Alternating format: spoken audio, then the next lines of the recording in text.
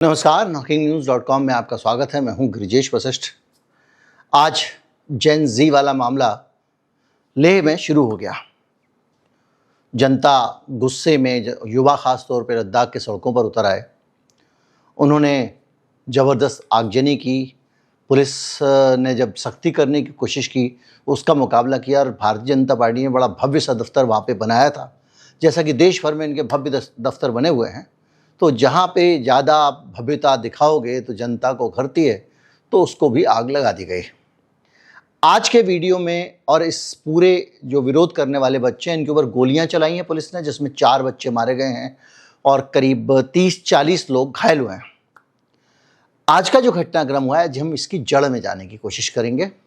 हम ये समझने की कोशिश करेंगे कि इतना विद्रोह पे जनता क्यों उतारू हो गई, बावजूद इसके कि जो लोग आंदोलन कर रहे थे वो लोग तो अहिंसक थे, लेकिन जनता में और ख़ास तौर पे नौजवानों में इतनी हिंसा क्यों और कहां से आई। हम समझने की कोशिश करेंगे कि जो जेन ज़ी का आंदोलन आसपास के देशों में देखने में आया है और जनता ने विद्रोह किया, चाहे वो बांग्लादेश में हो, नेपाल में हो, श्रीलंका में हो, म्यांमार में भी काफ़ी चीज़ें दिखाई दे रही हैं, तो क्या वैसा ही ये था या कुछ और था। सबसे पहले हम आज का घटनाक्रम समझ लेते हैं। आज हुआ ये था कि जो सोनम वांगचुक हैं, ये लंबे समय से ये आदमी एक मांग कर रहा है सीधे सीधे कि भाई हम लोग जो वहाँ रहते हैं लद्दाख में, उनको हमको स्वायत्तता दो। जब एक हिंदुस्तान एक फेडरल स्ट्रक्चर है देश का, यानी हम संघीय गणराज्य हैं, तो जैसे दूसरे राज्य हैं वैसे हमको भी कुछ मिलना चाहिए, अपने बारे में फैसला लेने का अधिकार। अब वहाँ से इतनी दूर दिल्ली में बैठ के वहाँ के फैसले करोगे तो ये नहीं होना चाहिए। तो इसके लिए उनका आंदोलन चल रहा है। तो अभी आएंगे बैकग्राउंड में कि ये क्या क्या दिक्कत है। 1947 से ये चला आ रहा है मामला, लेकिन किस तरह से चला, कब बढ़ा, कब घटा, इसको भी समझेंगे। तो ये चल रहा था, एक 35 दिन के अनशन का आयोजन किया गया था। ये पहले भी 4 बार अनशन दे चुके हैं और एक बार वहाँ लद्दाख से पैदल यात्रा करके दिल्ली तक आ चुके हैं। हर बार सरकार इनको आश्वासन देती है। खुद भारतीय जनता पार्टी ने जो आश्वासन दिया था, जो इनके मैनिफेस्टो में लिखा था, वो भी ये करने को तैयार नहीं है। अड़चने कहाँ हैं, इसको भी समझेंगे। तो हो ये रहा है कि इनका ये वहाँ पर आंदोलन अनशन चल रहा है। 35 दिन का अनशन इस बार ये कर रहे थे, गांधीवादी तरीके से खुद को भूखा मारते हैं और कोशिश करते हैं कि सरकार झुक जाए। मैं आपको पहले भी बता चुका हूँ, और ख़ासतौर पर जब नेपाल का जेन ज़ी का आंदोलन हुआ था तब भी मैंने आपको कहा था कि सरकार की सबसे बड़ी हमारी कमी ये है कि लोग जब शांतिपूर्ण तरीके से विरोध करते हैं तो ये उसको इग्नोर करते हैं। जब तक कुछ बड़ा बवाल ना हो, सरकार को लगता ही नहीं कि बातचीत करनी चाहिए, चाहे वो शाहीन बाग का मामला रहा हो या कोई भी मामला रहा हो। बहुत सारे उदाहरण हो जाएंगे अभी, किसान आंदोलन चले के सारे। तो यहाँ पर भी उन्होंने यही किया। अब जब 15 दिन हो गए अनशन करते करते, लोगों को भूखे मरते मरते, वो लोग सिर्फ पानी पी रहे थे, नींबू पानी, ताकि सोडियम पोटेशियम मिलता रहे, डिहाइड्रेशन से ना मरे। 2 लोगों की तबीयत बहुत ज़्यादा कल हो गई थी खराब, उनको ले जाया गया अस्पताल। सरकार जो है वो ध्यान नहीं दे रही है, लोग मरने लगे हैं, ऐसा एक संदेश वहाँ के बीच में गया। तो उसकी प्रतिक्रिया में एक बंद का आयोजन किया गया था लेह में। उस बंद के दौरान नौजवान सड़कों पर उतरे और अचानक कहाँ से ये स्वतः स्फूर्त था। सोनम वांगचुक को भी नहीं पता। सोनम वांगचुक को आप जानते होंगे कौन है, 3 इडियट्स फिल्म अगर आपने देखी होगी, तो जिस व्यक्ति के ऊपर जो आमिर खान ने जो कैरेक्टर किया है वही सोनम वांगचुक हैं। दुनिया भर के तमाम सारे पेटेंट उनके पास हैं, रेमन मैगसेसे से अवार्ड मिल चुका है, बड़े लर्नेड आदमी है, पूरी दुनिया में उनको बहुत मान सम्मान मिलता है। उनके ज्ञानी होने के कारण बड़े सारे पेटेंट उनके नाम पे रजिस्टर्ड हैं। अगर डिटेल में जाएंगे तो फिर वो सोनम वांगचुक का एपिसोड हो जाएगा। अभी आज का मसला ही अपने आप में काफ़ी लंबा है। तो ये हिंसा फैली में जाहिर बात है गुस्से के केंद्र में सबसे ज़्यादा बीजेपी है, तो बाकी शहर में तो जो हुआ सो हुआ। बीजेपी का दफ्तर जला दिया गया। इसके बाद तो पुलिस ने दैत दनादन गोलियां वोलियां चला दी, 4 बच्चे मारे गए। अब ये आंदोलन इतना उग्र क्यों हो गया, इसको हम समझते हैं। और ये इसमें उग्र होने का कारण क्या है, कहाँ अडानी अंबानी एंगल है, क्या कुछ है क्या। लेकिन उससे पहले हम ये समझते हैं कि इनकी मांग क्या है। ये कह रहे हैं कि भाई 1947 के समय से ये कहते आ रहे हैं कि हमको जो है उतना फंड नहीं मिल पाता लद्दाख को, क्योंकि जम्मू कश्मीर के अंदर था तो हमको उतना फंड नहीं मिल पाता, हम हमेशा नेग्लेक्टेड रहते हैं। तो हमको कुछ स्वायत्तता दो, हम अपने से जुड़े हुए फैसले खुद ले सकें, ये इनकी मांग है। इस मांग को लेते लेते लेते लेते मामला चला आ रहा था। तो जब ये हिस्सा अलग हुआ तो इसको बना दिया गया केंद्र शासित प्रदेश। अब लेह और कारगिल, ये दो इलाके हैं। कारगिल मुस्लिम बाहुल्य इलाका है और लेह जो है वो बौद्ध बाहुल्य इलाका है। ये दोनों लोग जो है ये अभी तक तो इनका कहना ये था कि हमको अलग रखो कारगिल वालों को, क्योंकि हम जो है वो ये सारे रिसोर्स इनके पास चले जाएंगे, हमारा विकास नहीं हो पाएगा। फिर इनको ये समझ में आया दोनों जनों को, अच्छा इन दोनों को धर्म पे भी लड़ा के रख रहे थे कुछ लोग। उनको कह रहे थे कि तुम मुसलमान हो और ये तुम्हारे जो है बौद्ध हैं, और ये सब एक दूसरे के खिलाफ लगे हुए थे। धर्म की राजनीति भी घुस गई बीच में। लेकिन इनको ये समझ में आया कि हम आपस में लड़ रहे हैं और हमारे को तो बिल्कुल गुलाम बना दिया गया, क्योंकि उनकी जो नीतियां बन रही हैं वो कहाँ बन रही हैं, दिल्ली में बैठ के। तो इन्होंने कहा कि नहीं भाई, हमको तो स्वायत्तता मिलनी चाहिए, तो एक ऐसा कोई संस्था बना दो जो यहाँ की संस्था हो, और हमारे को विधानसभा दो अलग से, हमारा चुनाव हो, हम अपने लोगों को चुने और वो लोग हमारे लिए नीतियां बनाए, ना कि दिल्ली में बैठे हुए लोग बनाए। और एक तरह से सोचा जाए तो 500 550 मेंबर ऑफ पार्लियामेंट में से उनका सिर्फ एक मेंबर ऑफ पार्लियामेंट होगा, तो वो जो दिल्ली में नीतियां बनेंगी उसमें उनको कितनी अपनी बात करने का मौका मिलेगा और कितने नीतियों में उनकी प्राथमिकता रहेगी। तो उन्होंने ये कहा कि संविधान के अनुच्छेद 6 में हमको रख दो। अब अनुच्छेद 6 क्या होता है उसको समझेंगे तो और चीजें आसान होंगी। दरअसल छठी अनुसूची जो है उसमें ये 6 शेड्यूल कहलाता है, अनुच्छेद 6 नहीं है, अनुच्छेद 224(2) के अंतर्गत ये है। इसमें क्या है कि जो लोग हैं आदिवासी लोग, उनकी भाषा, उनकी संस्कृति और परंपराओं की रक्षा करना, जमीन और प्राकृतिक संसाधनों पर स्थानीय नियंत्रण हो, वहाँ के लोगों का नियंत्रण हो, और स्थानीय स्वशासन को मजबूत करना, यानी जो इलेक्टेड लोग हों वो भी वहीं के हों। तो ये जो तीनों क्राइटेरिया हैं, ये क्राइटेरिया ये कहते हैं हमारे यहाँ भी लागू करो। अभी तक क्या है कि ये सिर्फ 4 राज्यों में है और आपने केवल नॉर्थ ईस्ट के राज्यों में लिखा हुआ है, वो है असम, मेघालय, त्रिपुरा और मिजोरम। तो ये लोग चाह रहे हैं कि हमारे यहाँ लागू करो। तो ये क्यों चाह रहे हैं? इसमें जो 3 चीजें हैं उसमें सबसे ज्यादा बड़ी चीज है इंपॉर्टेंट, जमीन और प्राकृतिक संसाधनों पर स्थानीय नियंत्रण। लेकिन जो केंद्र की सरकार है वो अगर उनको स्थानीय नियंत्रण दे देगी तो फिर खेल ही खत्म हो जाएगा। अब खेल क्या है ये मैं नहीं कह रहा हूं क्या खेल है, ये बड़ी संख्या में इस इलाके के लोग मानते हैं, जिसके कारण ये पूरा का पूरा बवाल खड़ा हुआ। खेल है वही जाके दोबारा से वही फैक्टर जो श्रीलंका, बांग्लादेश जैसे सब जगह लागू होता है, और वो है खेल पूंजीपतियों का। लेकिन इस इलाके में वो कौन से संसाधन हैं जिनके कारण इन लोगों को लगता है कि पूंजीपति आएंगे और हमारे लद्दाख का दोहन करेंगे, और लद्दाख वालों को कुछ नहीं मिलेगा, क्योंकि लद्दाख का अगर लोकल प्रशासन होगा, परमिशन उनके हाथ में होंगी, तो पहले तो अपने संसाधनों की रक्षा करते हुए अलॉटमेंट करेंगे। दूसरा ये है कि वो जाहिर बात है टैक्स भी लगा पाएंगे, दूसरे काम भी कर पाएंगे। अभी तो तुम वहाँ बैठे हुए, दिल्ली से फैसला हो रहा है, और ये लोकतंत्र के हिसाब से एक ज़रूरी मांग भी है, और ये सीमावर्ती राज्य है। यहाँ पर इस तरह का संतोष होना देश हित में नहीं है, क्योंकि इसकी सीमाएं 2 देशों से मिलती हैं। कारगिल की मिलती है पाकिस्तान से, और लेह लद्दाख की मिलती है चीन से। खैर, वजह यह है कि यहाँ पर जो प्राकृतिक संसाधनों का खेल चल रहा है, जब कश्मीर को बांटा गया तब भी कुछ लोगों ने सोशल मीडिया पे सवाल उठाए थे कि ये बांटने का काम सिर्फ और सिर्फ संसाधनों के दोहन के लिए किया गया है। जम्मू कश्मीर की सरकार भी बड़ी कमज़ोर हालत में है। वहाँ पर वही दिल्ली में जो केजरीवाल का हाल था, कोई पावर नहीं है, सब केंद्र के पास पावर है। कहने को उनका एक मुख्यमंत्री चुन दिया गया है। खैर, लद्दाख जो है वहाँ पर बड़े सारे, क्योंकि वहाँ पर सोलर एनर्जी बहुत है और काफ़ी देर में सूरज डूबता है। अब समझते हैं कि वो जो खजाना जो यहाँ पे है वो क्या है, जिसकी वजह से इन लोगों को ये पता है कि हमारे को लूटने के लिए कहीं ना कहीं से वो गुजराती व्यापारी आएंगे। यहाँ पर 300 से अधिक दिन धूप आती है लद्दाख में, और सूरज के और लद्दाख के बीच में ज़्यादा कुछ है नहीं, ना प्रदूषण है ना बादल है, तो तेज़ धूप होती है। तो ये सौर ऊर्जा के लिए इलाका बड़ा अहम है। अब आपको बताने की ज़रूरत नहीं है कि भारत में सबसे बड़ा सोलर एनर्जी का खिलाड़ी कौन है, सबसे ज़्यादा चीनी जो सोलर पैनल कौन मंगवाता है, किस आदमी का solar energy corporation of India से करप्शन का नाता निकला है और उसकी अमेरिका में जांच चल रही है। भारत का solar energy corporation of India किस उद्योगपति के लिए काम करता दिखाई देता है खबरों के मुताबिक, ये आप अच्छी तरह से जानते हैं।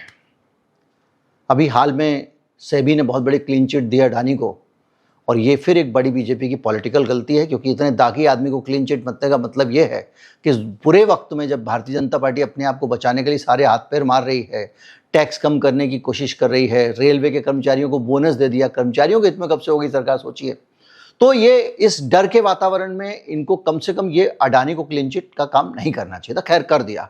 अब यहां पर दिक्कत ये आ रही है कि जैसे ही आप क्लीन चिट देते हो तो देश में जहां जहां अडानी के प्रोजेक्ट लग रहे हैं वो अपने आप अडानी के साथ में भारतीय जनता पार्टी को लोग जोड़ देते हैं।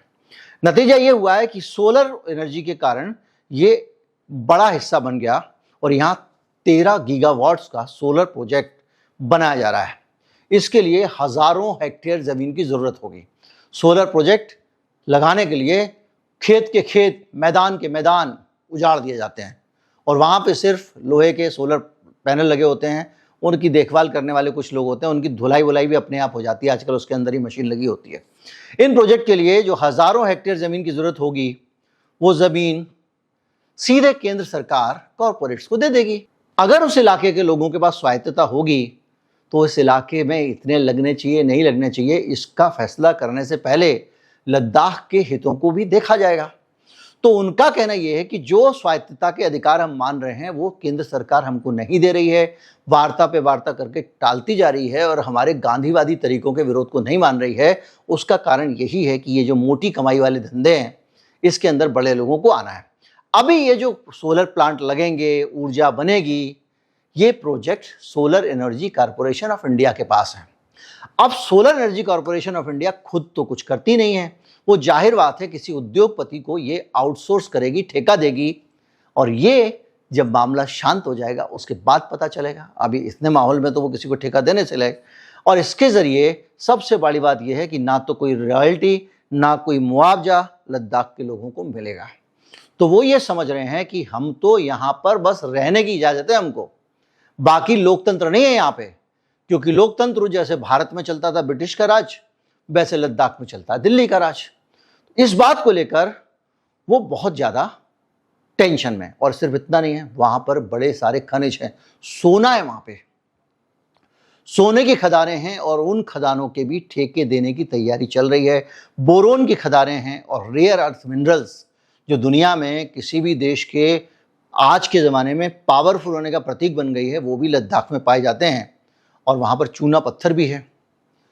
और यहाँ पर 23-24 ने सरकार ने 8 नए खनिज ब्लॉक खोले हैं सर्वे के लिए, और ये एक चीज़ दिमाग में है, कॉरपोरेट का डर है कि ये जो कुछ हो रहा है ये आखिर में घूम के अडानी और अंबानी के पास चला जाएगा, और अडानी अंबानी के पास गया तो लद्दाख के लोगों को तो वैसे भी कुछ नहीं मिलेगा, और अब कम से कम उनकी अपनी स्वायत्तता हो तो कम से कम ये तय कर लेंगे कि जैसे छत्तीसगढ़ में हसदेव अभयारण्य को उजाड़ दिया गया तो भैया हमारा ये इलाका छोड़ दो, हमारी ये संस्कृति छोड़ दो, बहुत सारी चीज़ें जो हैं वो बची रहेंगी। इसके साथ साथ वहाँ पर सोलर पार्क, हाइड्रो प्रोजेक्ट लगाने से जो अडानी अंबानी जैसे ग्रुप पहले से इंटरेस्ट शो कर चुके हैं उनको लेकर एक डर रहेगा।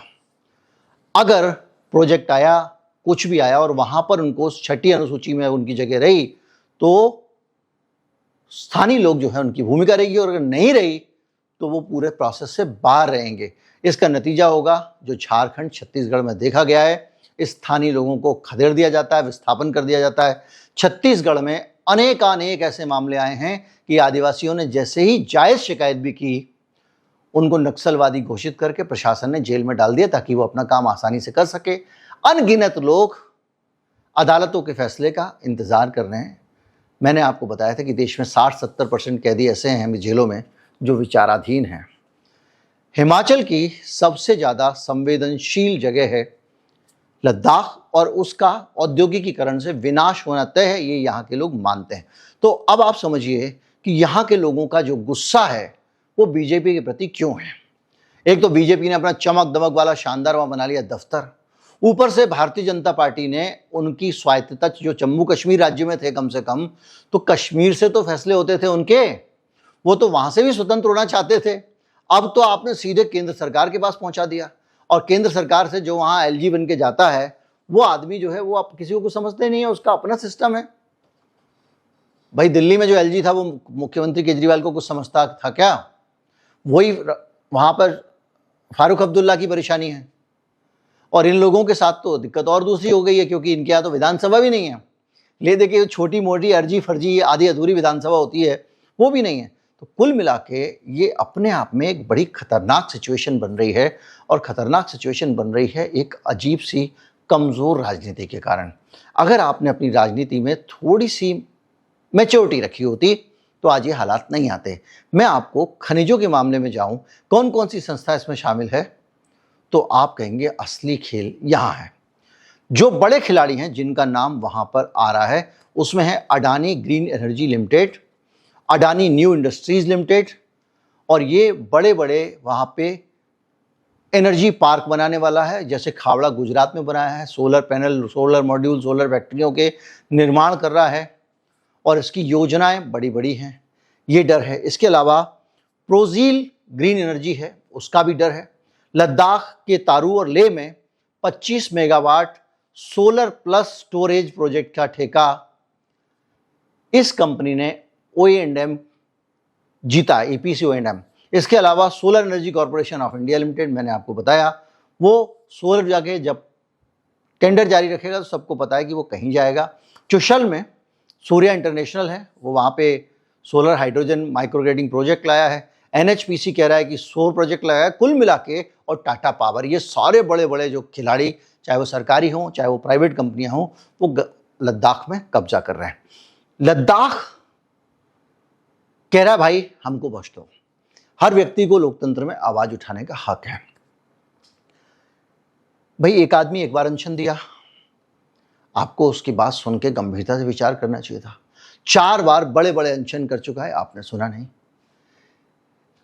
लद्दाख से दिल्ली में पैदल पैदल आना छोटी बात नहीं है। वो यात्राएं की उन्होंने, अनशन करके मर रहे हैं। तो आप ये संदेश क्या देना चाहते हो? वही आप पहलवानों के केस में दे रहे थे कि आधी रात को OROP में गए सैनिकों को, जो रिटायर्ड सैनिक थे, उनके कपड़े वपड़े फाड़ दिए थे पुलिस ने, सब वीडियो पे लाइव आया था। आपने जो है वो शाहीन बाग में क्या किया, दादियां धरना दे दे के किसानों का, देखिए 700 किसान मर गए। आपने जो है वो, जब तक आपकी खोपड़ी पे चुनाव नहीं आया आप झुक के तैयार नहीं हुए। तो ये जो रवैया है ना, कि नॉन डेमोक्रेटिक रवैया, एक शांतिपूर्ण विरोध को आप सम्मान नहीं दे रहे हो। अरे ये जो गांधीवादी विरोध के तरीके हैं, ये भारत के बचने की गारंटी है कि यहाँ श्रीलंका, नेपाल वेपाल नहीं बनेगा, बांग्लादेश। लेकिन ये बचेंगे तभी जब केंद्र सरकार एक अच्छा रवैया अपना। अन्ना हजारे का आंदोलन हुआ था, क्या हुआ था? बात की थी ना केंद्र सरकार ने, जाके उनके साथ में अन्ना हजारे से उसको डिफ्यूज करने की कोशिश की थी। ये तो नहीं किया था कि गोलियां चलवा दे, ये तो नहीं किया था कि जब तक तुम बिल्कुल आग ना लगा दो, बगावत पे उतारू ना हो जाए। 2-4 बार गोलियां चल गई, जामिया में जाके स्टूडेंट को लाइब्रेरी के अंदर पीटा गया, शाहीन बाग में गोलियां चली, जामिया के आंदोलन के ऊपर गोलियां चली, सिविलियंस ने चलाई हैं। ये सब करवा लिया, उसके बाद सरकार को समझ में आया। तो ऐसी चीजें क्यों करनी है, मेरी समझ में नहीं आता है। यहां पर धरना प्रदर्शन अनशन से जब काम हो जाता है इस देश में, तो आप ऐसी नई व्यवस्था क्यों ला रहे हो कि आप इनको नहीं सुनोगे? जब आप नहीं सुनोगे तो गुस्सा भड़केगा। और हम देख रहे हैं, अभी पिछले दिनों हमने उधर नॉर्थ ईस्ट में भी, अरुणाचल में शायद इसी तरह का बवाल देखा था, अब हमने यहाँ देख लिया। और ये बवाल धीरे धीरे बढ़ेगा, क्योंकि जब लोगों को लगेगा सुनवाई नहीं हो रही है, संसाधन है नहीं। अब आपने थोड़ा कोशिश की है, GST कम की है, हो सकता है थोड़ा इकोनॉमी रिकवरी आए, आपने चलो रेलवे वालों को बोनस दिया तो वो उस पैसे को भी थोड़ा खर्च करेंगे आप। मैं एक सुझाव और दूंगा बीजेपी को, दोनों काम ठीक किए हैं आपने, भले ही देर से किए, बहुत सारा आपने दुख देने के बाद किए। एक काम और करिए, इस देश के जो मजदूर हैं उनके वेतन की गारंटी करिए, न्यूनतम वेतन तय करिए, और कंपनियों के मुनाफे में एक परसेंटेज तय कर दीजिए कि इतना पैसा तो आपको ह्यूमन रिसोर्स पे खर्च करना ही पड़ेगा। क्योंकि जब तक आप ये नहीं करेंगे, भले दुनिया कुछ भी कहते रहे, ईज ऑफ डूइंग बिजनेस, बकवासों पे ध्यान मत दीजिए, क्योंकि देश उस मुहाने पे पहुंच गया है कि लोगों के पास पैसे नहीं है। अगर आप लोगों के पास पैसे नहीं पहुंचाओगे, ये पूंजीपति तो अपना पैसा इकट्ठा करते रहेंगे, यहाँ वहाँ सिंगापुर और ये दुनिया भर में इन्वेस्ट करते रहेंगे, भारत जो है टापता रह जाएगा। और आखिर में ये जो जेन जी वाला विद्रोह है, बहुत बड़ा देश है, तो आपको पता चलता है कभी यहाँ हो गया कभी वहाँ हो गया, फिर कहीं ऐसा ना हो कि देशव्यापी खड़ा हो जाए। बचने का एकमात्र तरीका है कि ये शोषण की व्यवस्था, पूंजीपतियों की जेब में बैठने की व्यवस्था, देश के संसाधनों को चूस के कुछ लोगों के घर में और तिजोरियों में भरने की व्यवस्था से बाहर निकल के जनता को धन देने की व्यवस्था पे आए। जितना ज़्यादा हो सके जनता की जेब में पैसा डालें, तभी आप बच सकते हैं, तभी ये मुल्क बच सकता है। और आप पॉलिटिकली भी बच सकते हैं, क्योंकि चुनाव में भी शायद आपको दिखाने लायक आपकी शक्ल रह जाए। उम्मीद करता हूँ वीडियो आपको अच्छा लगा होगा। अच्छा लगा हो तो ज़्यादा से ज़्यादा लोगों तक पहुँचाएं, चैनल को सब्सक्राइब कर लें। उम्मीद करता हूँ कि IMF और वर्ल्ड बैंक के प्रभाव में रहने वाली सरकार इससे कुछ सुधरी होगी। एक चीज़ और, आप लोग अक्सर शिकायत करते थे ये QR कोड हम दिक्कत आती है स्कैन करने में, क्योंकि मोबाइल के अंदर ये QR कोड है, अब वो कैसे स्कैन करें। तो अब आपको डिस्क्रिप्शन में सबसे ऊपर एक लिंक मिलेगा, उस लिंक को क्लिक करके आप भुगतान कर सकते हैं। और ये काफ़ी आसान हो गया उन लोगों के लिए, खासतौर पे जो मोबाइल का इस्तेमाल करते हैं, क्योंकि QR कोड स्कैन करना बड़ा टेक्निकल सा मामला है। यहाँ आप डिस्क्रिप्शन में जाइए, सबसे ऊपर एक लिंक मिलेगा, उसको क्लिक करिए, सीधे आपका जो भी UPI एप्लीकेशन है उसके अंदर वो खुल जाएगा। अगर 4-5 हैं आपकी तो पूछ लेगा कौन सी में खोलना है और अमाउंट भर दीजिए। नमस्कार, जय हिंद।